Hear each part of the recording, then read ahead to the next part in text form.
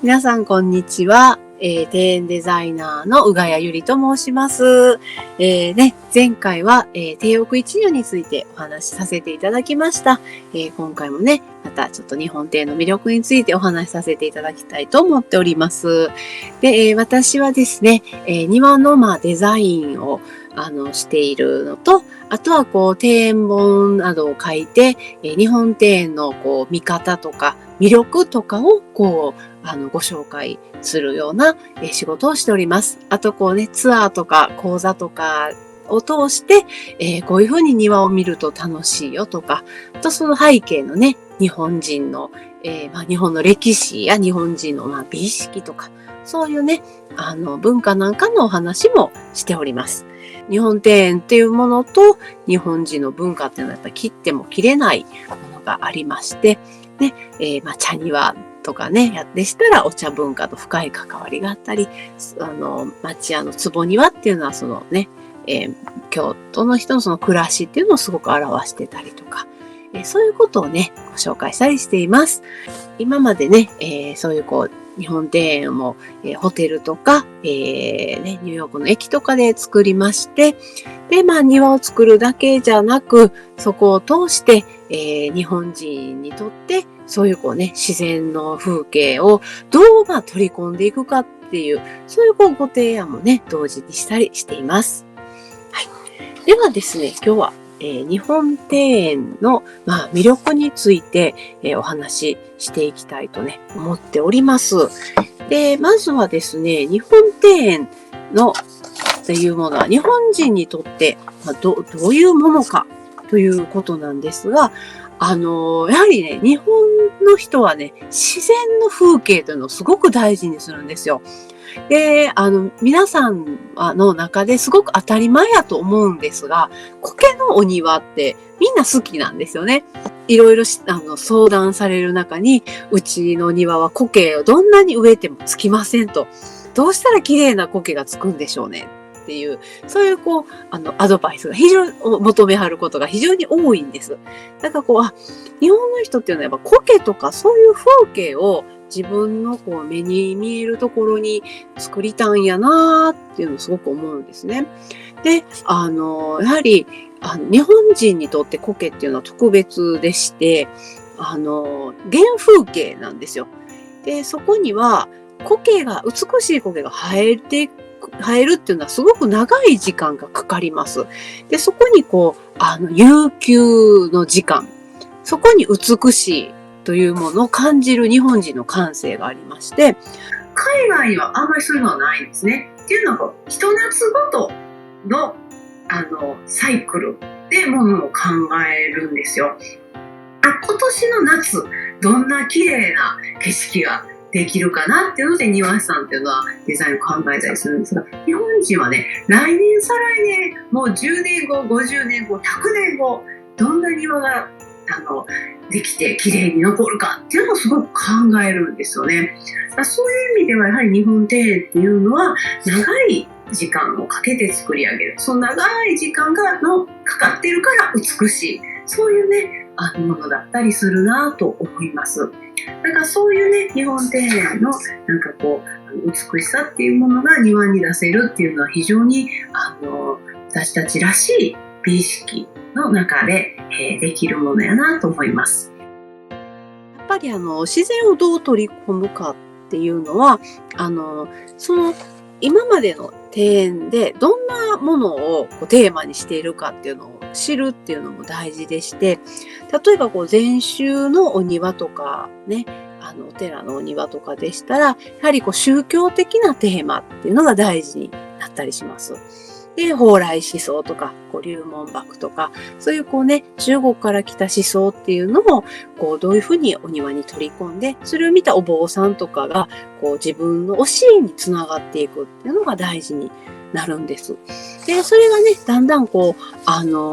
治時代とかになりますと、個人のお家が、だんだん、充実してくるんですね。で、明治時代っていうのは皆さん、お金持ち個人の人がこう別荘とかを持って庭とかを作っていく時代になるんですが、その中でもね、やはりこう自分の故郷、山形有朋でしたら、自分がこう、の出身地の萩の、山とか里山の風景を庭に表したいっていうので、無林庵を作ったりとか、そういうことをします。だからなんか自分のね、落ち着く原風景なんかが、庭に、落とし込めるようにっていう風なのも日本庭の一つです。まあね、宗教的なテーマを持ったカチッとしたフォーマルなお庭から、そうね、明治時代の里山の風景のような、まあもっとカジュアルなお庭など、日本庭園って割といろんな範囲が広いんですよ。なので、フォーマルな庭からカジュアルな庭っていろんな表現方法ができるっていうのも日本庭園の魅力なんじゃないかなと思います。で、自然素材をどう取り込んでいくかっていうね。で、私はやっぱり石っていうものの使い方っていうのが大事だと思うんですが、よくお寺とか行ったら、石で組んだ岩組とか、そういうのがあったりします。で、そういうのをいきなり個人のうちに取り込むのは難しかったりもするんですが、さりげなくね、そういう石を使って、空間を演出する。そういうことでね、何かちょっと落ち着くようなね、雰囲気をね、出したり、少しフォーマル感を出すとか、そういうこともできたりします。あとあれですよね、飛び石なんかすごくわかりやすくて、やはり、お茶庭で自然石の飛び石を使うっていうのは、あれも第1回目でお話ししました、足馴染みですよね。足に馴染むっていうのと、見た目の景色として自然石が飛び石を打ってあるとね、美しいんですよね。だからそういう靴脱ぎ石ってね、靴を脱ぐ石が石だったりする場合とかも多いんですが、そういう歩くところに、石、ペーブメントとかね、そういうところに石を使うことで、私たちがなんとなく落ち着く、無意識のうちにね、なんとなく落ち着くっていう、そういう景色もですし、感覚もですし、そういうものをね、なんか使えるっていうのも日本庭園はいいところやなと思います。日本の人のね、暮らしの中で、日本庭園っていうのがどういうふうな関わりを持っているかということなんですが、例えば京都のね、町屋の坪庭、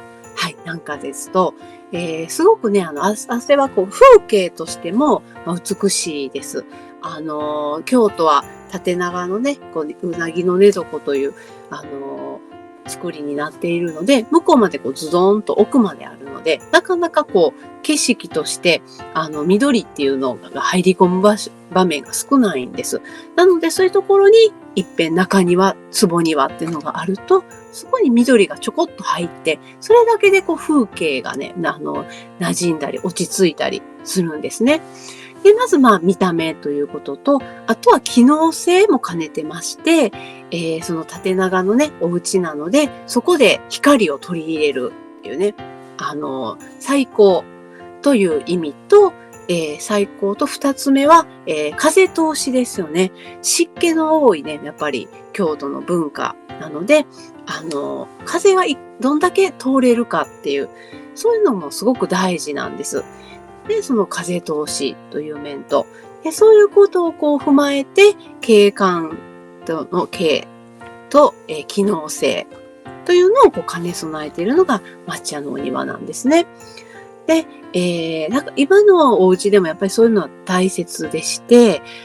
見た目の美しさも大事なんですが、機能性もやはり兼ね備えなければいけない。なので、そこで光がどんだけ取れるかとか、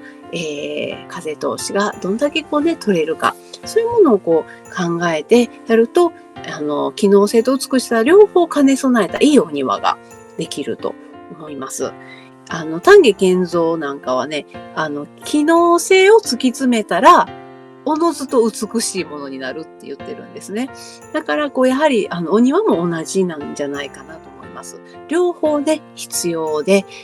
機能的なものと美しいものっていうのが兼ね備わったお庭というのは、おのずとね、その人の中で馴染むいいお庭になっていくんやなと思います。はい。で、茶庭なんかもね、